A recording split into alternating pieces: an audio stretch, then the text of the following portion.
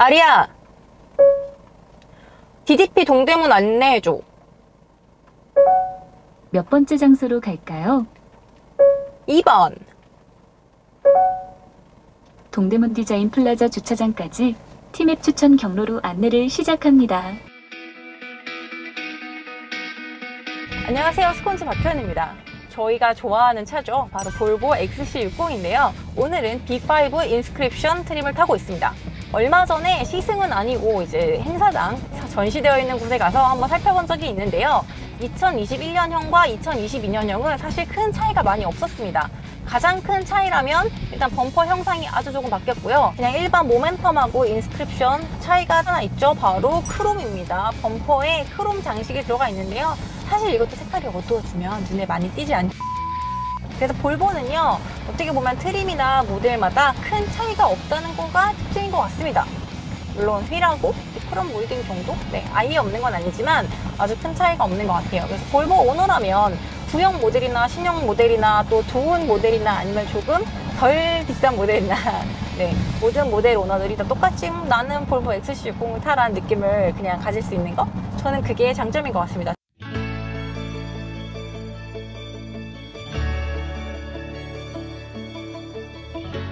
대부분의 분들이 가장 큰 차이로 뽑은 게 바로 이 아리아였죠. 인포테인먼트 시스템에 구글 OS가 들어갔습니다. 마치 안드로이드 핸드폰처럼 운영체제가요, 구글에서 제공하는 OS 운영체제가 들어간 거죠. 우리나라로 오면서요, 한 번 더 협력을 거쳤어요. 바로 이번엔 SK랑 협력을 했습니다. 그래서 그걸로 이제 음성 명령을 할 수 있게 되었고요. 그리고 그거와 함께 우리나라 사람들이 가장 많이 쓰는 티맵이 들어갔죠. 사실 아시는 분들은 아시겠지만 그 티맵의 그 아리는 생각보다 우리의 운전을 많이 편하게 해줬죠. 특히 이번 같은 경우에는요, 지도 찾고 뭐 경로 찾고 이런 것만이 아니라요, 우리 통풍시를 끄고 킨다던가 아니면 뭐 공조 장치를 작동시킨다던가 그 외에 다양한 서비스를 지원을 해주고요. 핸드폰하고 연동을 시키면 뭐 문자 해줘, 뭐 전화 걸어줘 이런 거는 물론이고, IoT 사물 인터넷 서비스 아시죠? 그걸 통해서 집에 있는 조명이나 아니면 뭐 에어컨 이런 것들을 끄고 켤 수 있게 됩니다. 사실 이거는 제가 전에 행사장에서 한번 시범을 보여드린 적이 있어요. 그때 설치가 되어 있어서 한번 해봤습니다. 다리를 부르면 밖에 있는 조명을 꺼줍니다. 네, 그런 기능도 지원을 한다고 해요. 그래서 기존의 내비게이션 기능 외에도요, 다양한 기능들, 그러니까 왜 운전 중에 막 직접 버튼을 조작하면 위험할 수 있는 그런 것들을 아리가 해줍니다. 물론 창문을 여닫는 거라던가 약간 안전상의 문제가 있는 것들은 안 해주는 경우도 있습니다. 그래서 제가 생각하는 2022년형 볼보 XC60의 가장 큰 변화는요, 바로 이 구글 OS를 기반으로 한 이 안드로이드 시스템, 그리고 이 티맵과 누구 오토가 국내에는 들어갔다는 점, 이 점이 제가 생각하는 가장 큰 차이점이고요. 그리고 제가 저번에 행사장에서 미처 체크를, 미처 확인을 못해서 말씀을 못 드렸던 게 몇 가지가 더 있어요. 그 외에도 소소한 변화들이 있는데요. 일단 첫 번째는요, 바로 여기 SOS 버튼이 생겼어요. 그리고 그 옆에 온콜이라는 버튼이 생겼습니다. 이 두 가지 버튼은요, 모두 다 볼보 고객센터로 연결이 됩니다. SOS 콜 같은 경우에는요, 정말 사고가 났을 때 버튼을 2초간 꾹 눌러주면은 이 긴급 고객센터로 연락이 되기도 하고요.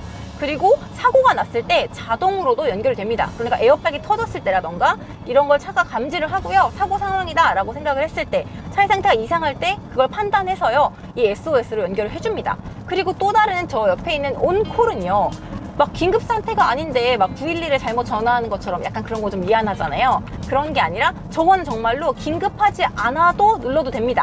저 온콜을 누르시면요, 바로 서비스 센터로 연결이 되고요. 그리고 심지어 정비를 하시는 분들이 대기를 하고 있다가 안내를 해준다고 합니다. 그러니까 양쪽에 긴급 고객센터와 나를 위해 친절하게 이 차에 대해서 안내해주는 고객센터 두 가지 다 있는 셈인 거죠. 하지만 아직 안 된다고 해요, 서비스가. 저는 이미 된 줄 알았는데 일단은 언제가 될지 모르겠지만 될 거예요. 근데 아직은 안 된다고 합니다. 아마도 2022년형 모델이니까 2022년형엔 되지 않을까 싶습니다. 제가 생각하는 바로 이 버튼 두 개가 두 번째 큰 변화입니다. 그리고 볼보를 좋아하시는 분들은 아실 겁니다. 그리고요, 이 위쪽에 원래는 레이더가 하나 있었어요. 반자율주행을 위해서 각종 센서들이 들어가 있는 거 아시죠? 그리고 그 중에서 레이더가 있는데요. 이제 레이더 시스템으로 앞에 장애물이나 이런 거 측정을 하잖아요. 그게 원래 이 위쪽에 있었습니다. 이 위쪽에 있었는데 그게 그릴 앞으로 내려갔다고 해요. 그래서 엠블럼 앞에 카메라가 있고요. 그 주변에 열선이 들어가서 그게 만약에 뭐 이물질이나 눈 같은 게 쌓였을 때 녹여준다고 합니다. 그러니까 레이더가 잘 작동할 수 있도록 주변에 열선이 도와주는 거죠. 근데 이게 아래로 내려간 거는 대신에 내려갔기 때문에 그만큼 이 앞쪽에 있는 지형지물을 더 정확히 인식할 수 있고 레이더의 성능이 더 올라갈 수 있는 장점이 있다고 합니다. 하지만 또 요 위쪽에 있어서 눈이나 비가 왔을 때 와이퍼가 이 앞을 닦아내줄 수 있는 그런 장점이 사라지긴 했죠. 그래서 뭐 장단점이 조금씩 있는 것 같습니다.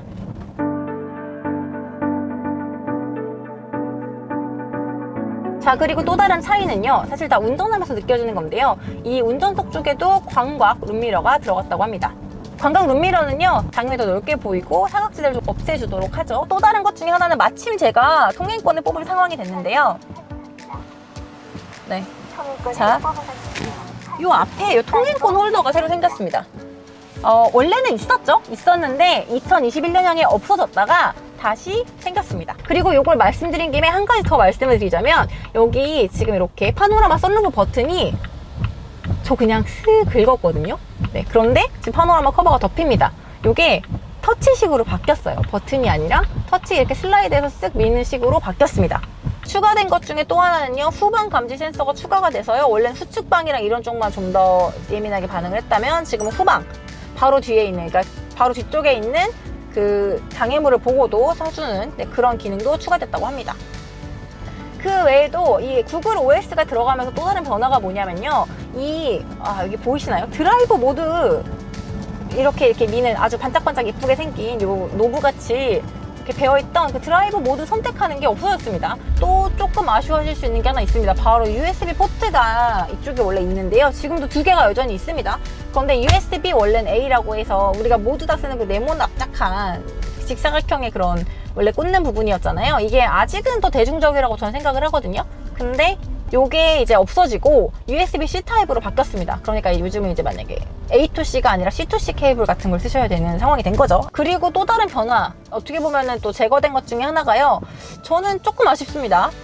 저희 예전에 XC60 시승차를 받은 날 아침에 당일에 사건이 터져가지고 갑자기 그 시승차 갖다 주시는 분이 거의 다 오셔가지고 타이어 펑크를 내신 거예요. 그래서 저희가 받기로 한 곳 앞에 서 있었는데, 그때가 막 진짜 차도 찻길이었거든요. 큰 찻길이었고 이렇게 왔다 갔다 아침에 출근하는 차를 방해할 수 있는 상황이었는데 견인차가 한참 있다 도착한다고 하더라고요.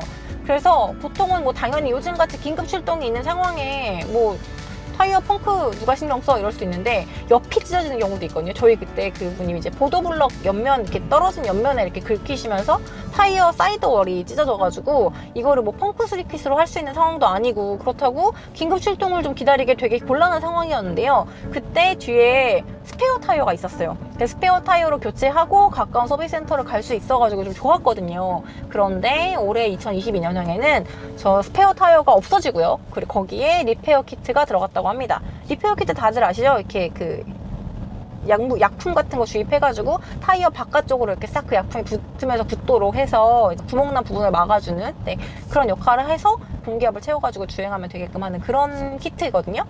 물론 이제 그것도 말 그대로 급할 때 갑자기 펑크가 났는데 긴급 출동 부르기 힘들 때 이제 그렇게 해서 이동을 하는 거라서, 사실은 많은 분들이 리페어 키트는 거의 사용하지 않으시는 편이에요. 왜냐면 쓰게 되고 나면 안에 휠 쪽 안쪽이 좀 지저분해지거든요, 그 약품 때문에. 그래서 안 쓰시긴 하지만 어쨌든 저는 조금 아쉬운 부분입니다 라고 말하고 보니까 제가 볼보 오너도 아니고 볼보도 못 사는데 뭐가 아쉽나 싶습니다. 일단 22년형을 주문하고 기다리시는 분들은 그 차이가 있다는 거 기억해 두시는 게 좋을 것 같습니다. 하지만 장점은 명확하죠. 그 스페어 타이어가 빠진 만큼 차가 더 가벼워졌을 테니까요. 그 부분은 더 좋은 거라고 생각합니다.